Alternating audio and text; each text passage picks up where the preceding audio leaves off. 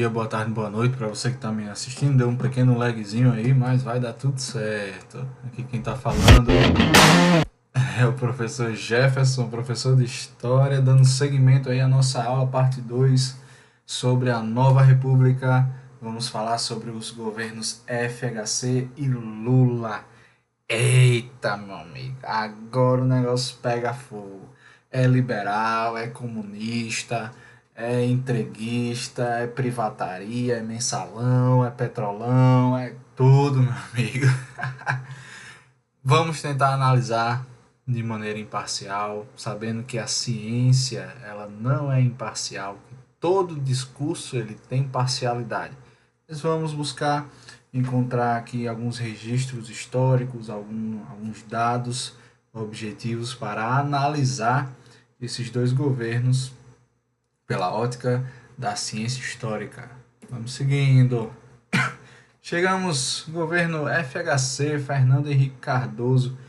Fernando Henrique Cardoso, ministro da Fazenda do governo Itamar Franco, o principal responsável, né, a ele atribuído o Plano Real que estabilizou a economia e permitiu o início de um ciclo de desenvolvimento econômico.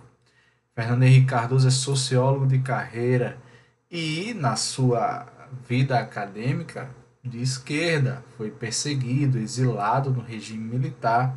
Tem obras fantásticas de sociologia, que alguns inclusive dizem que não tem nada a ver com o seu governo. Mas vamos aos fatos. Fernando Henrique Cardoso disse no seu discurso de posse em 95: vamos fazer da solidariedade o fermento da nossa cidadania em busca da igualdade.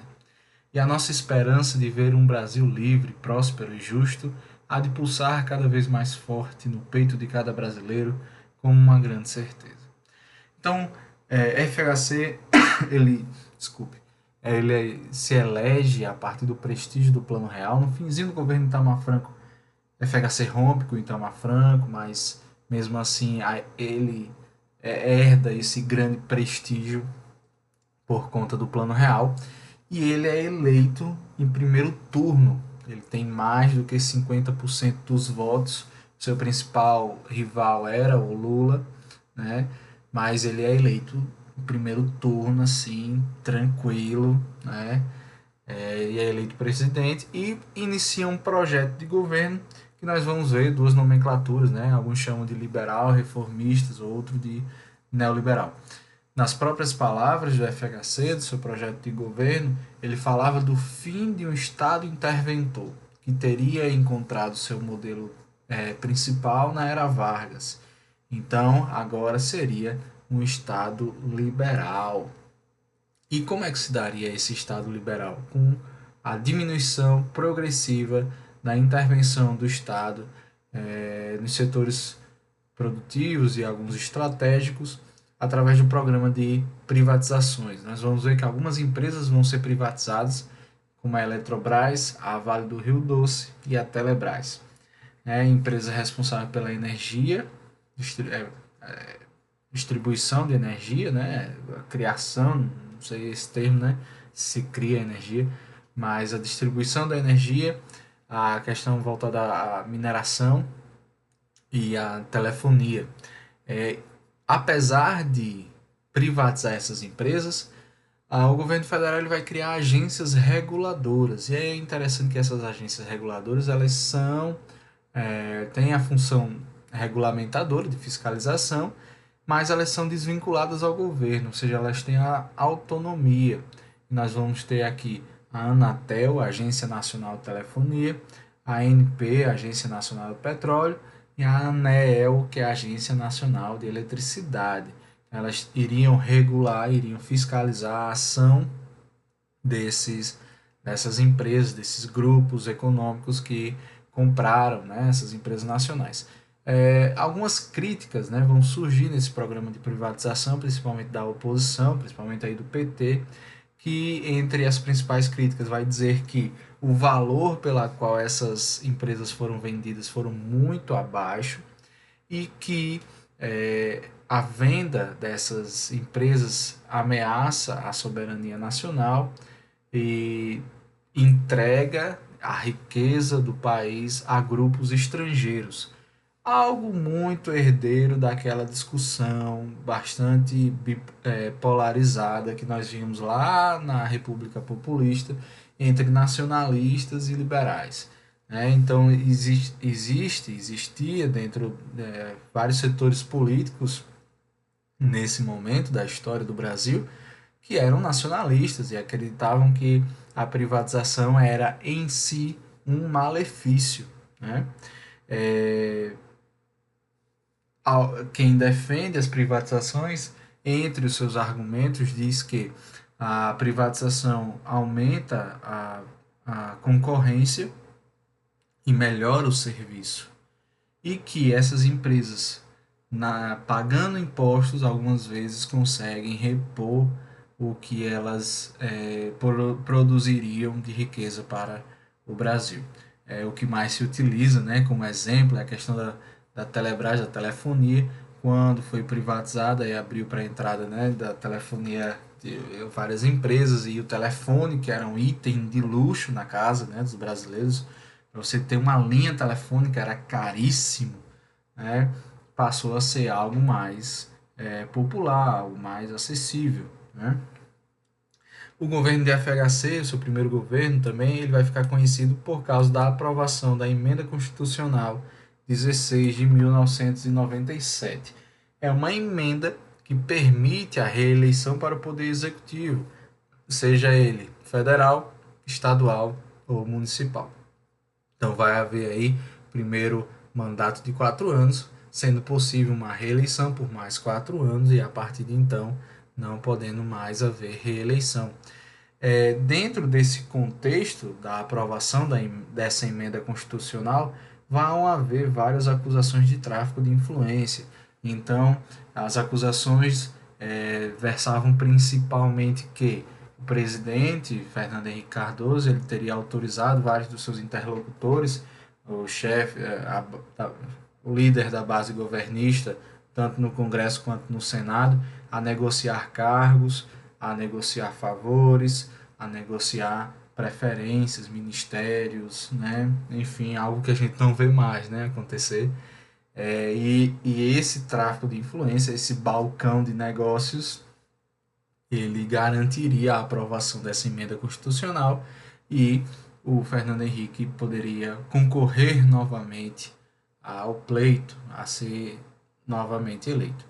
Outra medida tomada pelo governo é a aprovação de uma lei muito importante, né, que é a lei da responsabilidade fiscal. Isso se dá com uma medida de regular os gastos públicos. Então, só é possível, a partir de agora, criar um novo gasto público mostrando da onde você vai tirar esse dinheiro ou de onde você vai reduzir os custos para garantir a viabilidade desse gasto público. Nós vemos esse debate agora, né, nos nossos jornais e telejornais, com a questão do Renda Cidadão, Renda Brasil, do governo Bolsonaro, onde agora a discussão, que foi postergada para depois das eleições municipais, a grande questão é de onde é que vai vir o dinheiro que vai custear o Renda Cidadão. Né? A lei de responsabilidade fiscal obriga que seja evidenciado, mostrado, justificado o gasto público, mostrando a fonte da onde será retirado esse investimento. Né? Ou um novo imposto, ou a redução em outra área, né, que permita a abertura de orçamento para a aplicação desse novo gasto. Show?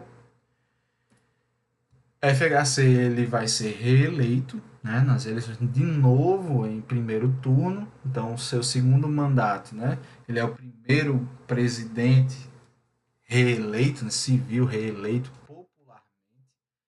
Ainda não existe uma transição, né, de fato, a gente vai ver a seguir, mas ele é eleito novamente pelo voto direto popular, novamente em primeiro turno, né? E ele diz assim, ainda no seu discurso posto lá em 95, ele diz, né? Vamos assegurar com energia direitos iguais aos iguais. FHC, apesar dessa política reformista, né, ou neoliberal, ele vai ter uma política voltada a questões dos mais necessitados, né, os programas sociais, como é o caso da criação do sistema de proteção social. Né? Então, ele vai criar fundos nacionais para investimento em áreas estratégicas. Né? Ele vai criar o Fundo Nacional de Desenvolvimento da Educação Fundamental e do Magistério, o Fundef, né? Que seria aí o embrião do que é hoje o Fundeb. A FNS, que é o Fundo Nacional de Saúde, que aí viabiliza o SUS, que o SUS é uma criação, se eu não me engano, de 1991, né? Posso estar enganado agora, se me foge a memória, mas eu acho que é 1991. Mas havia um grande impasse sobre como é que iria financiar esse sistema único de saúde, né? Até hoje existe uma série de problemas, né? E a pandemia mostra alguns deles, mas mostra também muito da sua eficácia. Mas aí o FNS surge como esse fundo de financiamento para o SUS. E o Fundo Nacional de Combate à Erradicação da Pobreza, né? O objetivo de diminuir a miséria no país, um projeto de distribuição de renda. Junto a isso, nós temos a aposentadoria rural. O mínimo da aposentadoria rural deveria ser um salário mínimo. Lembrando que no governo militar nós vamos ter aí o FURRural, né, que era um programa de assistência aos trabalhadores rurais criados aí no governo militar. Muito interessante, né, que aí vai garantir uma base de apoio lá no campo, mas dentro do contexto do êxodo rural, essa base de apoio não é muito significativa, né? Mas a gente vai ver uma permanência assim do homem do campo apoiando o regime por causa dessa assistência. A FHC vai garantir o direito de aposentadoria a esse trabalhador do campo, equiparando o mínimo ao salário mínimo, ok? Programa de reforma agrária, gente. A FHC ele vai tocar nesse elemento extremamente nevrálgico, né? Delicado da nossa história, e aí ele vai criar um binômio, né? O agronegócio e a agricultura familiar. Ele vai conseguir assentar uma série de famílias, né? Vários grupos, né? Assentamentos em terras improdutivas, seja do governo ou de privados. As terras, segundo a lei, né? A proposta desse programa, o governo iria dar uma indenização ao proprietário para criar esses assentamentos. Nessa ideia de indenizar o proprietário para criar os assentamentos e favorecer a agricultura familiar, o preço dessas terras, né, dessas indenizações cobradas pelos proprietários, era cada vez maior, o que travava o processo de reforma agrária. Né? É, Na mesma medida em que se conseguia alguns assentamentos, né, algum progresso na reforma agrária, o agronegócio exigia também compensações, né, como abertura na, da legislação ambiental, né, a permissão da ampliação da fronteira agrícola. E nesse contexto surge o movimento sem terra, que é um movimento hoje demonizado, né, que é o braço armado e tal, né, comunista, revolucionário e tal, mas que o José Murilo de Carvalho, no seu livro Cidadania Brasileira, ele fala que é um movimento é um movimento histórico, porque ele marca a politização do campo. O homem do campo, que sempre, historicamente, foi escanteado, foi marginalizado dos direitos, da participação política, da voz política, sejam os seus direitos civis, os políticos, sociais, nunca foram respeitados. Agora o homem do campo ele se organiza, estava se organizando lá na década de 60, né? Perde um pouco da sua capacidade de mobilização ali durante a ditadura militar, existe todo o processo de êxodo rural, né? E vem o full rural, e aí na nova república, novamente, eles se organizam, né? E surgem como um agente político importante, e apesar das suas ações beirarem o crime, né? Como invasões, depredações, a sua caminhada, a sua perspectiva histórica de historicamente explorados, historicamente negligenciados, para muitos justifica, porque O homem do campo ele permaneceu análogo à escravidão até a década de 80, né? O homem do campo saiu do campo não porque ele não gostava do campo, mas porque ele precisava sair, porque a fome lá era imensa e a cidade era a esperança, né? Minha família, ela é essa história. Meus avós, tanto paternos como maternos, eram agricultores. Meus tios e meus pais saíram do interior para a cidade, para as capitais, seja para Natal, Belém do Pará, São Paulo, para os grandes centros urbanos em busca de melhores condições de vida. Melhoraram, conseguiram um emprego e criar os seus filhos sem passar fome. Para já é melhora, né? Já é melhora, né? Meus tios passaram fome. Meu pai começou a trabalhar com 10 anos de idade para botar comida na mesa, né? Isso não é uma exceção. Isso era a regra, isso é muito comum, né? Então esse homem do campo ele se mobiliza agora, né? E ele vai exigir uma pauta política.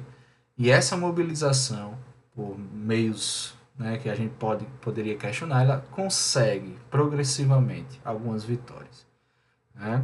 Lembrando que a reforma agrária não estava na Constituição, viu? A FHC cria programas como Bolsa Escola, Bolsa Alimentação, Auxílio Gás, Luz para o Campo, entre outros programas sociais de transferência de renda ou distribuição de renda. O fim da era FHC é marcado pelo apagão, né, e a crise do projeto de privatizações. Então, não sei se você lembra, né? Talvez eu sou jovem, eu lembro disso, eu era criança, né? Que era o apagão e havia várias explicações, né, sobre por que estava acontecendo o apagão. O governo culpava principalmente a estiagem, a falta de chuvas nos reservatórios, as hidrelétricas secas, mas a oposição e vários especialistas na época diziam que havia um problema, né? Lembrando que a Eletrobras havia sido privatizada há pouco tempo e isso gerou uma grande crítica ao projeto de privatizações. Então se prometia uma melhoria no serviço e o que a gente via era uma crise de abastecimento, né? Então será mesmo que a culpa é de São Pedro? Será que mesmo que é porque não choveu? Aí toda vez que não chover a gente vai ficar sem energia? É isso mesmo?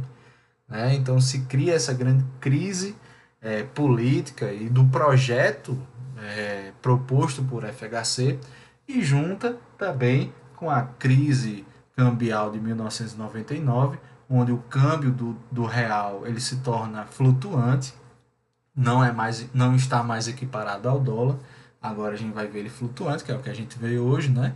Não sei exatamente quanto está o dólar hoje, mas eu lembro 2013 estava ali 1,30, 1,50, né? 2015 a gente já via ele próximo a R$ 3 ou mais que R$ 3, né? Então essa mudança do valor do dólar em relação ao real, né? O câmbio flutuante, isso vai a partir de 1999. Isso vai gerar um crescimento da dívida externa, a volta da inflação e do desemprego que vai corroer essa popularidade de FHC e ele não vai conseguir fazer o seu sucessor, que seria o José Serra. Lula finalmente vence, né?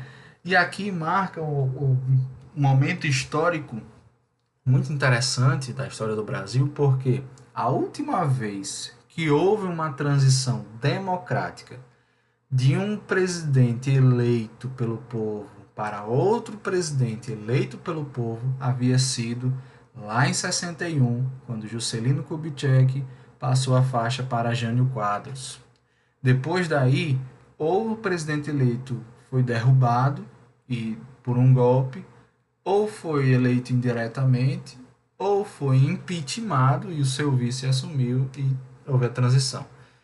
Depois de Juscelino e Jânio Quadros, só FHC e Lula vão fazer essa transferência do governo de um presidente eleito para outro presidente eleito democraticamente. Lula, ele surge e ele ganha, ele vence a eleição mudando o discurso.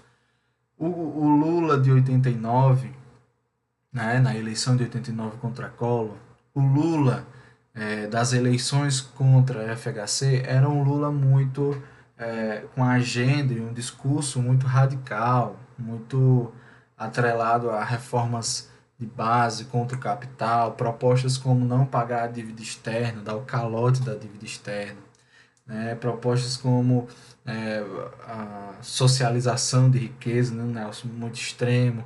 Então, em 2002, Lula surge com um discurso muito mais ameno, muito mais conciliador, muito mais tranquilizador no mercado financeiro.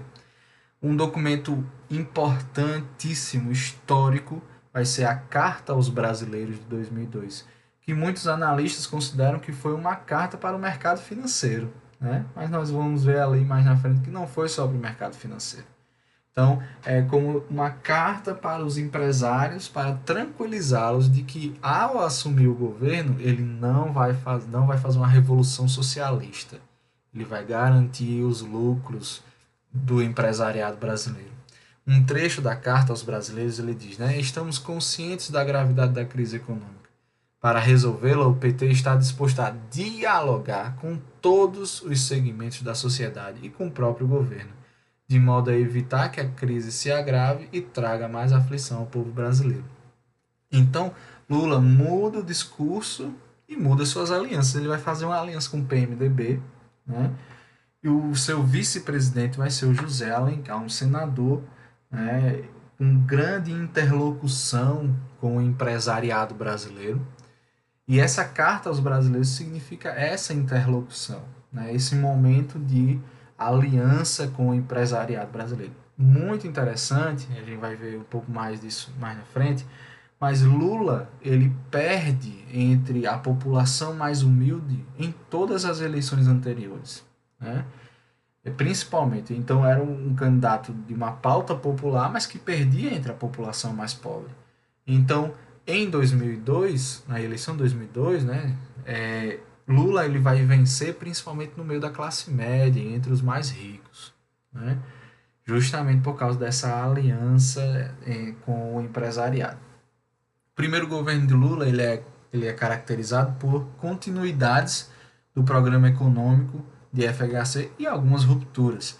Então, Lula vai manter o controle da inflação e a estabilidade do real, vai pautar ainda o aumento das exportações, vai ter alguma política econômica conservadora. Lula vai propor uma reforma da Previdência no seu primeiro mandato, o aumento de alguns impostos, né? Ou seja, uma política conservadora, um pouco austera, medidas um pouco antipopulares, para garantir a estabilidade da economia, a estabilidade do real, né? E dar seguimento à política econômica da era FHC. Entretanto, ele vai paralisar o projeto de privatizações, né? Então, se dizia, né? A Petrobras, queriam vender a Petrobras, né? E aí o PT, não vamos vender a Petrobras e tal, né? E amplia os programas sociais, que é uma das principais bandeiras aí desse governo que nós iremos ver. Mesmo com essa política econômica bem próxima a uma continuidade do governo FHC, um elemento também que vai marcar o primeiro governo do Lula vai ser o combate à pobreza e à miséria. Alguns programas que marcam, né? Então, o programa Fome Zero, que foi lançado logo no início do seu governo, como um programa que buscava a erradicação da fome no Brasil. Então, era um programa onde a verba do governo iria diretamente para as pessoas, para a obtenção de alimento. Vão haver vários entraves, e aí o programa Fome Zero, digamos assim, ele vai fracassar, ele vai deixar de existir, e vai haver uma transferência, uma mudança, né, do plano, um aperfeiçoamento para o que ficou conhecido como o programa Bolsa Família. Alguns cientistas políticos, alguns analistas consideram o programa Bolsa Família como o maior e mais eficaz programa de distribuição de renda do mundo, né? E aí, obviamente, vão haver vários críticos dizendo que isso é mero assistencialismo, que é dar o peixe e não ensinar a pescar, e tá. Pode ser, pode ser. Mas fato é que a aplicação do Bolsa Família e a sua expansão vai garantir uma redução drástica na miséria e vai retirar o Brasil do mapa da fome. É um dado que Nunca, como dizia, né, o próprio Lula, nunca na história desse país aconteceu, né? Um programa como Primeiro Emprego para a inserção dos jovens no mercado de trabalho, que era um grande problema, né? E vários jovens não conseguiam se inserir no mercado de trabalho. E acontece também no seu primeiro governo o escândalo do mensalão. O mensalão vai ser um escândalo que vai ser delatado, digamos assim, denunciado pelo Roberto Jefferson, né, um deputado federal ligado ao governo, né, um dos líderes da base do governo no Congresso, e ele vai apontar, né, esse esquema, que era um esquema de um pagamento é, periódico de propina para os deputados e senadores, para que esses congressistas, esses membros do legislativo aprovassem, deixassem fluir as propostas do governo. Então era uma mesadinha ali sempre, né, caindo no bolso da galera, né, com dinheiro público, obviamente, né, ou de empreiteiras, né, que aí, enfim, vai chegar lá no Petrolão, que vai servir para abastecer essa máquina política que era pagar para o legislativo, membros do legislativo aprovarem as propostas do governo. Essa crise ele vai ser levada até 2012, quando em 2012 o Supremo Tribunal Federal vai julgar e vai condenar vários membros acusados por esse escândalo de corrupção. Né? A cúpula do PT vai ser toda atingida, mas Lula, aparentemente, ele permanece, né, bem na fita. A gente vai ver ainda um pouco o que vai mudar, né, bem na fita por causa, principalmente, do programa Bolsa Família. Né? Ainda no seu primeiro governo também a criação do BRIC, ligada ao aumento da exportação. Né? O Brasil ele se alia aos principais países emergentes, né? A Rússia, a Índia e a China, depois vai vir a África do Sul, né? Não é um bloco econômico, mas uma aliança ali, digamos assim, né? Onde eles se juntam para garantir ali uma junção dos esforços das potências econômicas em vista de uma melhoria, né, das suas economias, né? Então, compra e venda de produtos, né, facilidades comerciais entre esses membros. E nós temos uma capa da Veja, né, falando que o Lula tá ficando mal e tal, e já comparando ele com o Collor, pá, mas Lula não cai e se reelege, né? Na sua reeleição, a gente vai ver no próximo slide o conceito importante sobre o Lula, mas ele vai mudar um pouco a sua política econômica, a sua política de governo, se aproximando mais de pautas populares, de pautas desenvolvimentistas, de pautas já com uma presença maior do Estado no controle das ações.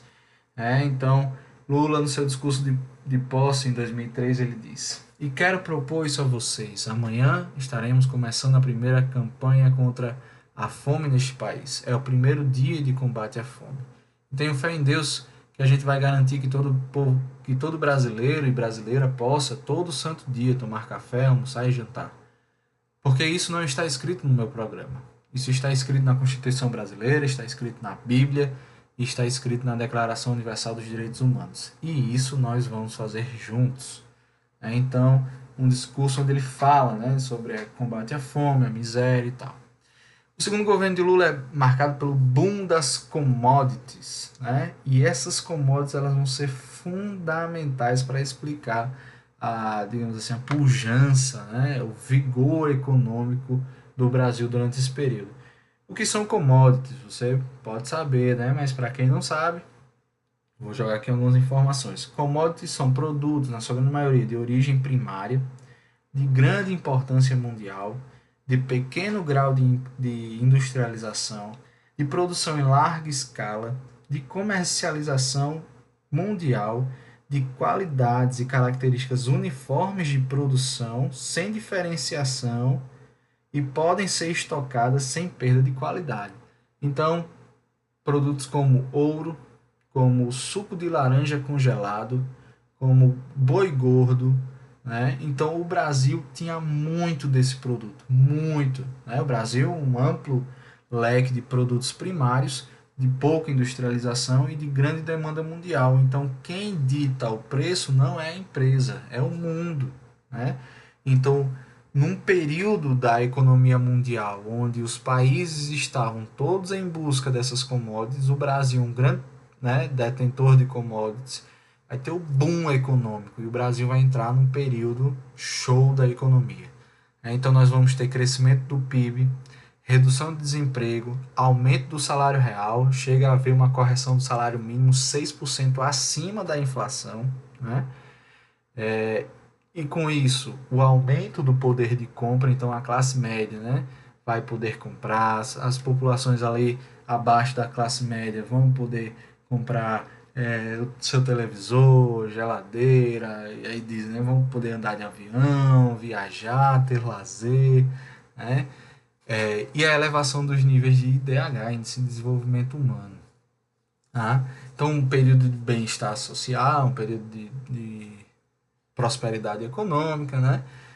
Mas que a gente vai ver que, né, a conta chega, né? Durante esse período também existe a descoberta do pré-sal, em 2007, vai iniciar uma grande discussão sobre a exploração do pré-sal. E aí mostra, né, novamente aquela dicotomia lá da República Populista, que, guardada as devidas proporções, né, para a gente não cometer anacronismo, se reproduz agora. Então, quem vai explorar o pré-sal? É a Petrobras? É exclusivamente o Estado brasileiro?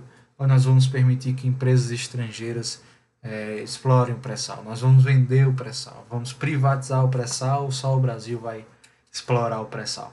Aí, no período, inclusive, existe a discussão que a nova campanha do petróleo é nosso, né? Também em 2007 nós vamos ver a criação do Programa de Aceleração do Crescimento, o PAC, no qual a principal chefia, né, do PAC foi dada à então ministra Dilma Rousseff, que seria, né, posteriormente a candidata do governo. Dentro do Programa de Aceleração do Crescimento vai começar uma série de esquemas de participação em licitações públicas. Então, é o que vai estourar lá no governo da Dilma, que é aquele conchavo com Odebrecht, né, com Queiroz Oliveira, com uma série de empresas, né, que vão entrar, né, nessas licitações já sabendo que vão ganhar, né, porque já tinha um esqueminha ali garantido, né, de 1%, de tantos por cento daquela verba indo para o bolso dos políticos, que servia depois para abastecer aquele sistema de aprovação, né, de cooptação do legislativo para aprovação dos projetos do governo. Vem aí uma crise financeira em 2008, né, a bolha imobiliária lá dos Estados Unidos e tal, que vai gerar um grande... Alguns economistas consideram que foi a pior crise econômica desde o crash de 29, mas o Brasil, segundo as palavras do então presidente Lula, lá nos Estados Unidos era um tsunami. Chegou aqui no Brasil como uma marolinha, né? Qual foi o macete utilizado pelo governo brasileiro para chegar aqui só uma marolinha? Ele vai investir na manutenção do mercado interno. Então, garantir que a população continuasse consumindo, porque aí continuaria girando a economia internamente até que externamente se estabilizasse. Então, ele reduziu a taxa básica de juros e retirou alguns impostos, como o IPI, né, o Imposto de Produto Industrializado.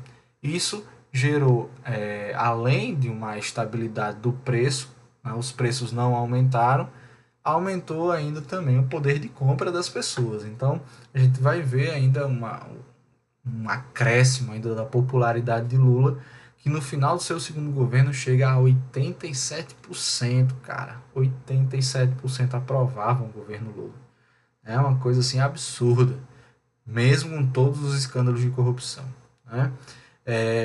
Entretanto, né, a gente vai ver ainda que houveram vários prejuízos de empresas brasileiras, né, a casa dos bilhões, a queda da Bolsa de Valores de Ibovespa e a redução da previsão do PIB. O PIB vai diminuir, né? Um outro programa que surge no segundo mandato de Lula é o programa Minha Casa Minha Vida, um programa de habitação popular, que posteriormente também vai gerar um grande problema, pois era um programa bacana, né, de habitação, não foi o primeiro da história, né, lembro até Floriano Peixoto tinha um negócio desse, né, mas vai gerar um grande problema de rentabilidade, né, sustentabilidade. Então existia um investimento do governo, mas não havia um retorno, né, e isso gerou uma série de problemas que vão estourar mais na frente. Show? E aí, para a gente finalizar, gente, a aula de hoje eu trouxe para vocês um conceito muito importante, certo? E muito interessante, que é o conceito do lulismo, tá? O conceito do lulismo ele é utilizado tanto pelos apoiadores do Lula como dos seus principais opositores, e um livro assim fundamental para a compreensão do que é o lulismo é do André Singer, que foi porta-voz do primeiro governo Lula, e que ele é utilizado tanto por apoiadores como por opositores para entender esse fenômeno político, social e eleitoral que ficou conhecido como lulismo. O nome do livro é Os Sentidos do Lulismo, Reforma Gradual e Pacto Conservador, escrito em 2012. Então, para Singer, o lulismo é um fenômeno sociopolítico eleitoral surgido em 2006 de médio e longo prazo, né? Surge em 2006 por quê? Porque é em 2006 que Lula se torna o candidato dos mais pobres. Por quê? Eu falei brevemente, mas existe uma mudança no eleitorado de Lula. Em 2002, Lula ele vence na classe média e na classe mais rica e perde entre os mais pobres. Em 2006, por causa das suas políticas voltadas ao combate à miséria, e por causa do escândalo do mensalão, a gente vai ter um afastamento da classe média por causa do escândalo do mensalão, né? Uma pauta moralista, então a classe média é muito atingida por esses aspectos morais. Já os mais pobres não, né? Os pobres e mais pobres não. Eles vão ser cooptados, eles vão ser atraídos por causa dessa política do Estado voltada para os pobres e mais pobres, principalmente Bolsa Família, primeiro emprego, né, desde o Fome Zero, que foi o primeiro. Né? Então, Lula ele cria políticas de Estado para pobres sem ameaçar a ordem política e a ordem do capital. Quando eu falei para vocês lá sobre a Carta aos Brasileiros, que não era só para o mercado financeiro, é porque o André Singer fala que a Carta aos Brasileiros, além de ser para o empresariado brasileiro, ela também foi para os mais pobres. Né? Porque, segundo a análise do Singer, os mais pobres, os pobres brasileiros, eles são conservadores. Então eles veem a esquerda como uma bagunça, eles entendem a revolução, entendem a ruptura do status quo como algo que sempre vai pesar nos mais pobres. Os mais pobres estão preocupados com emprego, salário em dia, capacidade de consumo. É isso que o mais pobre está pensando, né? Os pobres estão pensando. E aí o Singer ele vai trazer um conceito muito importante, muito interessante, para que vai servir como base do lulismo, que é o subproletariado. Em 2006, Lula ele consegue montar uma base popular de apoio, principalmente no subproletariado. E o que é o subproletariado? São trabalhadores informais com renda mensal inferior a 2 salários mínimos. Então, nós não estamos falando de operários sindicalizados, nós estamos falando do trabalhador informal, o camelô, a diarista, né? Talvez a diarista até tire mais, não sei, né? Estou dando exemplo aqui. Mas, enfim, trabalhadores informais, sem vínculo empregatício, que recebem até 2 salários mínimos. O subproletariado ele é caracterizado por um movimento de massa e uma cidadania passiva. O que é uma cidadania passiva? É uma cidadania que não é engajada. É uma cidadania que vai lá de 2 em 2 anos, de 4 em 4 anos, depositar o seu voto na esperança de uma melhoria da sua vida, mas que não tem o costume de acompanhar os feitos do seu candidato, de cobrar ao seu candidato pelo seu voto, né, de exigir os seus direitos, né, de exercer a cidadania em outro momento que não seja no pleito eleitoral. Né? E aí essa lógica, né, essa característica de subproletariado, O Singer pega um conceito de Karl Marx no livro 18 Brumário, que é classe em si, que é diferente da classe por si. A classe em si é uma ideia de um movimento de massa, então um grande grupo de pessoas, né, que não se reconhece como classe. Né? Apesar de estarmos numa condição muito semelhante, de trabalharmos sem nenhuma proteção do Estado, sem nenhuma garantia, sem nenhum direito, nós por nós mesmos, né, o trabalho informal, eles não se reconhecem como membros de um mesmo grupo político e social. E nem têm um projeto político, social e histórico.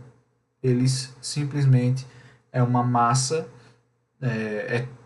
apesar de muitas características comuns, difusa, né? Sem um projeto, sem um engajamento, sem uma noção de classe. Para Singer, o lulismo não se limita à figura de Lula, mas é uma ideia, é um fenômeno, como já falei, de políticas de Estado, mais à esquerda, que estão preocupados ou se dirigem especialmente às populações pobres e mais pobres. Já há alguns analistas, alguns jornalistas e tudo, que associam agora esse novo movimento dentro do governo Bolsonaro de foco, né, na criação de um programa social de distribuição de renda, batizado de Renda Cidadã, Renda Brasil, não sei qual é o nome, mas desse programa social em substituição à Bolsa Família como uma característica do lulismo. Mas obviamente que Bolsonaro ele não vai aceitar, de forma alguma, nem seus apoiadores vão aceitar encaixar uma prática do governo do Bolsonaro numa ótica de esquerda, né, de um fenômeno político, social e eleitoral de esquerda, né?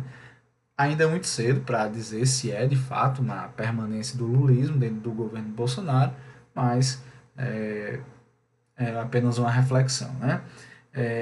E o declive do lulismo começa a partir das manifestações de junho de 2013 e é muito interessante que o Singer ele vai trazendo, ele vai adentrar no governo Dilma para mostrar como quem critica Dilma, quem vai fazer com que o governo Dilma vá progressivamente ruindo, não é só a classe média, mas os pobres e mais pobres também vão, digamos assim, tirar o seu apoio a Dilma Rousseff progressivamente, né? Justamente porque vai entrar em um período de maior crise, de maior instabilidade econômica, né? Então essas garantias, essa capacidade de consumo, essa melhoria de vida tão sensível no governo Lula vai ser reduzida no governo Dilma, né? Principalmente ali no finzinho do seu primeiro governo para o segundo governo.